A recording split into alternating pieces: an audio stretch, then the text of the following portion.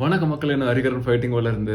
Actually நீங்கள் 296 UFC பேடிக்கு டோனிக்கு actually சூப்பராக இருந்ததுங்க. அவர் இந்த வயசில் டோனி வந்து ஆக்சுவலி நல்லா கண்ட்ரோலில் இருந்திருக்காரு.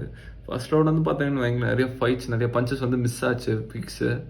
செகண்ட் ரவுண்டில் ஆல்மோஸ்ட் ஃபர்ஸ்ட் ரவுண்ட் பாதியிலேருந்து பேடி வந்து கிரவுண்டிங் ஆரம்பிச்சிட்டாரு. முக்கியமாக செகண்ட் ரவுண்ட் வந்து ஆல்மோஸ்ட் ஃபுல்லாக பேடி வந்து ஒரு 4 minutes 51 செகண்ட் வந்து கிரவுண்ட் கண்ட்ரோல் டைமில் இருந்தாருங்க. ஃபுல்லாக டோனி ஃபெர்குசனாக கிரவுண்டில் தள்ளி ஆக்சுவலி 3 ரவுண்டு அப்படி தான் இருந்தது.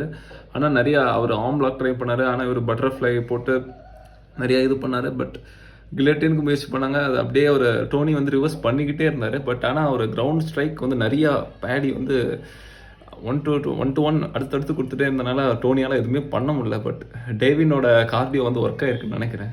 சரி, தேர்டில் வந்து பாதிலேயே ஆல்மோஸ்ட் கேஸ் அவுட் ஆகிட்டார் நம்ம பேடி. பட் எனிவே யுனானிமஸ் டிசிஷனில் அவர் வின் ஆகிட்டார்.